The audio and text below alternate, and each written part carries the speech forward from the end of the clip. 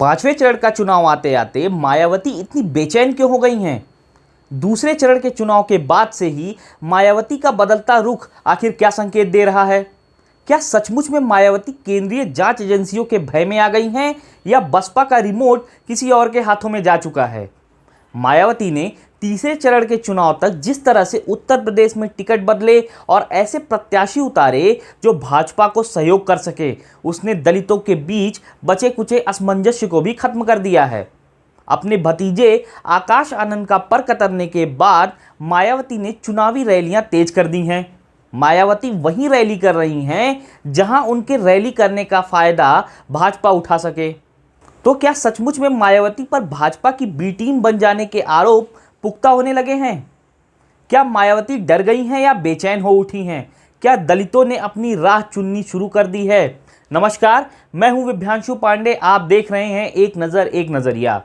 हम डालेंगे बसपा की राजनीति पर एक नज़र और रखेंगे अपना भी नज़रिया। तो बने रहे हमारे साथ, देखते रहें एक नज़र एक नज़रिया।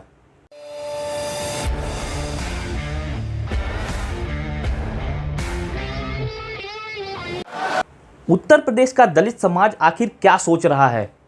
क्या उसे बाबा साहेब की जिस संविधान ने समाज में बराबरी का दर्जा दिलाया, उसे समाप्त किए जाने की बातें बेचैन कर रही हैं? या उसे देश का पहला दलित प्रधानमंत्री मिलने की संभावना उत्साहित करने लगी है? क्या उसके उत्साह ने ही बसपा सुप्रीमो मायावती की बेचैनी बढ़ा दी है, या हर बार की तरह वह किसी अज्ञात भय में प्रत्याशी बदलने और बी टीम का तगमा लगाए रखने पर मजबूर हो गई हैं? यह सवाल आज उत्तर प्रदेश की सियासत में सबसे गर्म सवाल है। दलित चिंतकों ने भी यह आशंका जतानी शुरू कर दी है कि पिछले 10 वर्षों से बसपा सुप्रीमो जिस तरह से राजनीतिक खेल खेल रही हैं, उससे वह खुद को भले बचा लें, लेकिन काशीराम की उस विरासत को नहीं बचा पाती दिख रही हैं, जिसे वर्षों की मेहनत से काशीराम ने सजाया संवारा था, सत्ता तक पहुंचाने का मंत्र दिया था, बताया था कि नौकरी और सत्ता में भागीदारी से ही दलित समाज का भविष्य उज्जवल कर सकती हैं। यह कहने में किसी को भी कोई गुरेज नहीं रह गया है कि बसपा खुद ही अपने पैर में कुल्हाड़ी मारती रही है। याद करें वह दौर जब कहा जाने लगा था कि बसपा सुप्रीमो मायावती देश की प्रधानमंत्री बन सकती हैं। क्या आज कहीं से भी ऐसी संभावना किसी को दिखती है? क्या बसपा को मायावती ने इस लायक छोड़ा है कि वह दिल्ली का ताज पहन सके? दिल्ली को छोड़ दे, वह उत्तर प्रदेश से भी खत्म हो चुकी है। भाजपा की बी टीम बनने का खामियाजा उन्हें इस कदर भुगतना पड़ा है कि अपने बूते कभी सरकार बना लेने वाली बसपा अपना एक विधायक जिता पाई। इस चुनाव में भी बसपा ने वही खेल दिखाया जिससे बसपा का कितना फायदा होगा, बहस इस पर ना होकर बात इस पर हो रही है कि बसपा कहां कहां भाजपा को राहत दे सकती है। क्या इस बात या इस खेल को उत्तर प्रदेश का दलित समाज भी समझ गया है? बात दलित समाज की करें तो यह पारंपरिक रूप से कांग्रेस के साथ रहता था। बाद के वर्षों में बसपा का दलित मतों पर एकाधिकार सा हो गया। बस इसी का फायदा बसपा सुप्रीमो ने उठाया और टिकट वितरण में तमाम खेल दिखने लगे।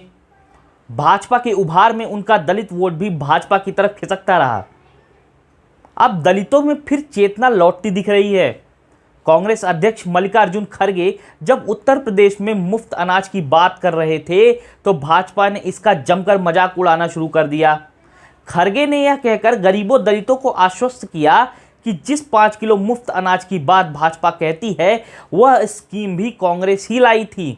अंतर सिर्फ इतना था कि कांग्रेस ने 2 रुपये किलो की दर पर अनाज दिया था, यानी 5 किलो अनाज पर 10 रुपये खर्च करने पड़ते थे।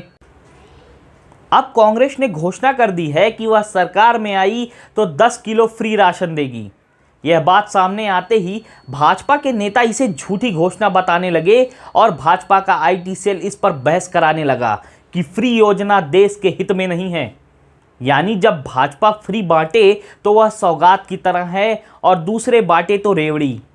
खैर, गरीबों को तो इससे मतलब नहीं कि सौगात है या रेवड़ी, वह तो अब 5 के बदले 10 किलो अनाज मिलने की उम्मीद पालने लगे हैं। पढ़ा लिखा दलित युवा यह संभावना भी तलाशने लगा है कि देश को क्या पहला दलित प्रधानमंत्री मिल सकता है। शायद यही वजह है कि पहले से डरी मायावती अब बेचैन हो उठी हैं। अभी के लिए बस इतना ही। फिर मिलेंगे नए घटनाक्रम पर नए वीडियो के साथ। अगर आपको हमारा वीडियो पसंद आया हो तो अपनी प्रतिक्रिया से अवश्य अवगत कराएं। वीडियो को लाइक करें, चैनल पर नए हैं तो सब्सक्राइब करें। देखते रहें एक नज़र एक नज़रिया। धन्यवाद।